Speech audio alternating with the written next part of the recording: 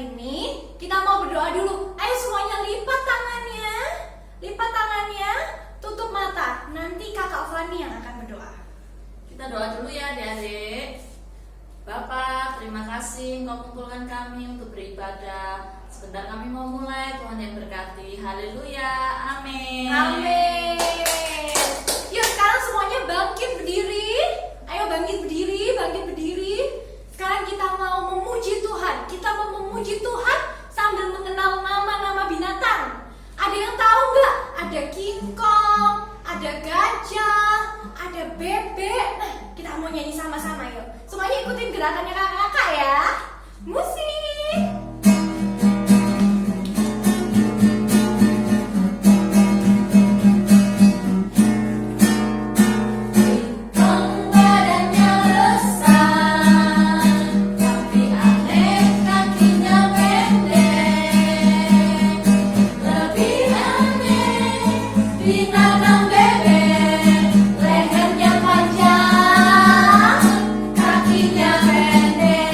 Hallelujah.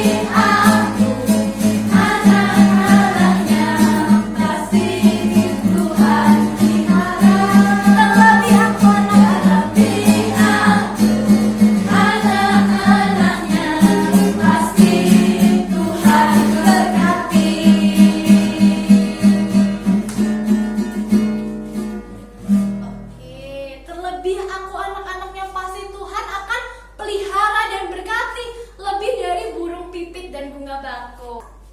Sekarang kita mau siapkan hati kita mau siapkan diri kita mau mendengarkan kebenaran firman Tuhan. Semuanya ambil sikap yang baik. Kita akan angkat satu pujian yang mengatakan, ku di tanganmu, ku di hatimu, ku di pikiranmu, ku di rencanamu, tak pernah ku sendiri.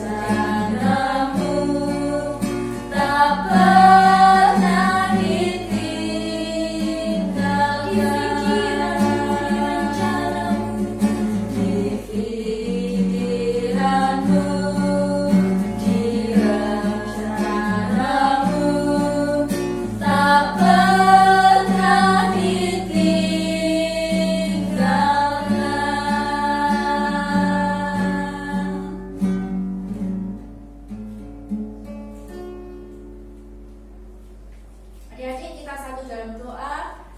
Tuhan Yesus, terima kasih karena Engkau telah memelihara kami saat ini, saat kami mau mendengarkan firman-Mu, kami mau siapkan hati kami, Tuhan. Terima kasih Tuhan, di dalam nama Tuhan Yesus kami siap mendengarkan firman-Mu. Semua yang percaya berkata, amin. Shalom adik-adik. Nah, minggu ini kakak mau cerita tentang Yoas, raja kecil.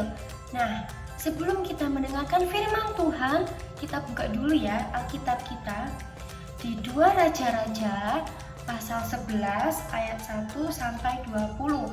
Kakak ulangi ya, di 2 Raja-Raja pasal 11 ayat 1 sampai 20.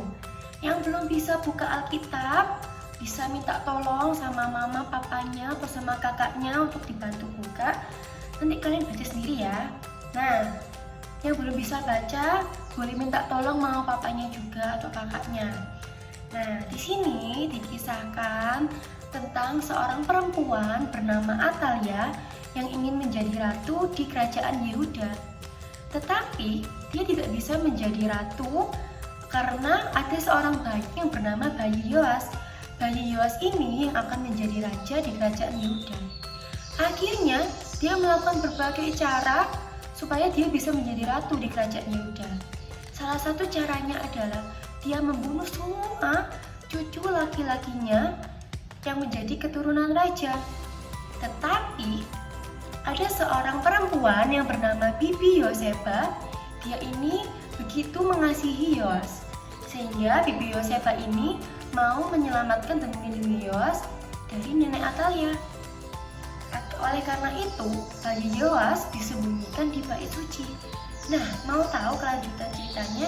Kalian dengerin ya, jangan dicepetin, oke? Tapi sebelum kalian mendengarkan firman Tuhan, kakak mau tanya dulu nih, siapa yang pernah bermain petak umpet? Ayo, siapa yang pernah main petak umpet? Pasti kalian semua pernah main petak umpet. Nah, misal nih, kalian main petak umpetnya di rumah sama mama, sama papa, sama kakak, sama adik, atau sama saudara kalian. Tempat mana yang aman buat bersembunyi? Bisa di kolong meja, Kak, atau enggak di dalam kamar, Kak. Kayaknya aman kalau dalam kamar. Atau enggak dalam kamar mandi, Kak, juga aman. Pokoknya semua deh, Kak, yang aman buat sembunyi. Nah, sama seperti bayi Yoas tadi. Bayi Yoas juga bersembunyi di bait suci, karena bait suci adalah tempat yang paling aman untuk bayi Yoas sembunyi. Kenapa, Kak? Karena di dalam bait suci, nenek Atalia tidak akan pernah menemukan bayi Yoas di sana, karena nenek Atalia tidak mengasihi Tuhan, tidak menghormati Tuhan, jadi dia tidak akan pernah pergi ke bait suci. Nah, kalian dengerin ya ceritanya ya. Pada waktu Daud menjadi raja di Israel, di dalam 2 Samuel pasal 7 ayat 12 sampai 16 dikatakan bahwa Tuhan berjanji kepada Daud bahwa akan ada seseorang dari keturunan Daud yang menjadi raja atas Israel. Selain itu, Tuhan juga berfirman, keluarga dan kerajaanmu akan kokoh untuk selama-lamanya. Tuhan memberkati bangsa Israel karena sepanjang hidup Daud dan Salomo anaknya, mereka hidup bagi Tuhan. Tetapi pada tahun-tahun setelah pemerintahan Daud dan Salomo, muncullah beberapa raja yang sangat kejam dalam memerintah. Umat Israel terbelah menjadi 2 kerajaan, kerajaan Yehuda dan kerajaan Israel. Salah satu raja yang sangat kejam yang memerintah di Yehuda adalah Raja Ahazia. Ahazia dan keluarganya tidak mau hidup bagi Tuhan dan tidak mau menghormati Tuhan. Tetapi masa pemerintahan Raja Ahazia hanya 1 tahun. Raja Ahazia mempunyai bayi bernama Yoas. Bayi Yoas ini yang akan menjadi raja di Yehuda. Tetapi Yoas mempunyai nenek bernama Atalia. Atalia ini sangat kejam, bahkan dia bisa melakukan apa saja untuk memperoleh apa yang diinginkannya. Selain itu, dia juga penyembah berhala. Nenek Atalia ini ingin menjadi ratu di kerajaan Yehuda. Tetapi, nenek Atalia ini tidak bisa menjadi ratu di Yehuda karena ada bayi Yoas yang akan menjadi raja. Dan jalan satu-satunya agar dia bisa menjadi ratu yaitu dengan membunuh semua laki-laki dalam keluarga raja. Nenek Atalia mempunyai rencana jahat kepada bayi Yoas. Dia mulai membunuh semua cucu lelakinya agar mereka tidak bisa menjadi raja. Rencana Atalia hampir saja berhasil, tetapi seorang perempuan yang bernama Bibi Yoseba sangat menyayangi Yoas dan ingin melindungi Yoas dari nenek Atalia. Bibi Yoseba ini mengetahui rencana jahat nenek Atalia. Jadi, Bibi Yoseba ingin menyelamatkan bayi Yoas. Begitu ada kesempatan, Bibi Yoseba dan perawat bayi Yoas membawa bayi Yoas untuk bersembunyi di bait suci. Di bait suci, bayi Yoas tinggal bersama dengan Imam Yoyada. Imam Yoyada ini adalah seseorang yang juga mengasihi Tuhan. Mengapa bayi Yoas disembunyikan di dalam bait suci? Karena Atalia tidak mengasihi dan tidak berbakti kepada Tuhan. Ia tidak akan pergi ke bait suci. Bahkan ia tidak akan pernah menemukan bayi Yoas di sana. Tetapi karena Tuhan mengingat janjinya kepada Daud bahwa akan ada seseorang dari keturunan Daud yang menjadi raja, Tuhan akhirnya melindungi bayi Yoas dan menolongnya selama ia bersembunyi dari neneknya. Nah, rencana dan janji Tuhan tak pernah gagal. Tuhan senantiasa melaksanakan apa yang telah difirmankannya. Tidak ada seorang pun yang dapat mencegah Tuhan untuk menepati janjinya kepada kita. Tidak ada seorang pun yang mengetahui bahwa Yoas bersembunyi di dalam bait Tuhan. Selama Yoas bersembunyi di dalam bait Tuhan, Atalia memerintah sebagai ratu. Ia tidak menginginkan rakyatnya beribadah kepada Tuhan, melainkan ia mengajarkan untuk menyembah berhala yang bernama Baal. Sungguh baik bagi Yoas untuk bertambah besar di bait suci. Jikalau Yoas tinggal di istana, ia pasti terbunuh oleh neneknya atau bahkan diajar untuk menyembah berhala. Tetapi karena Yoas bertumbuh di dalam bait suci, ia belajar tentang Tuhan dan Tuhan memastikan bahwa Yoas belajar mengasihi dan hidup bagi Tuhan. Semakin hari Yoas tumbuh menjadi dewasa. Dan Imam Yoyada mengetahui bahwa inilah saat yang tepat untuk melaksanakan rencana Tuhan. Dan Yoas tidak perlu disembunyikan lagi. Ia mulai mengumpulkan beberapa orang dan menyampaikan rahasianya kepada mereka. Mereka bersama-sama pergi ke bait suci dan mereka mulai menyusun strategi untuk menjaga istana, menjaga pintu gerbang, dan melindungi raja. Yoyada mulai memerintahkan kepada para prajurit, hentikan setiap orang yang mencoba memasuki bait suci. Tetaplah terus di samping raja. Setelah semua pengawal, semua prajurit berada di tempat mereka masing-masing, Imam Yoyada mulai menuntun Yoas keluar dari persembunyiannya. Imam Yoyada mulai meletakkan mahkota di atas kepala Yoas dan mengumumkan kepada semua orang bahwa Yoas adalah raja di kerajaan Yehuda.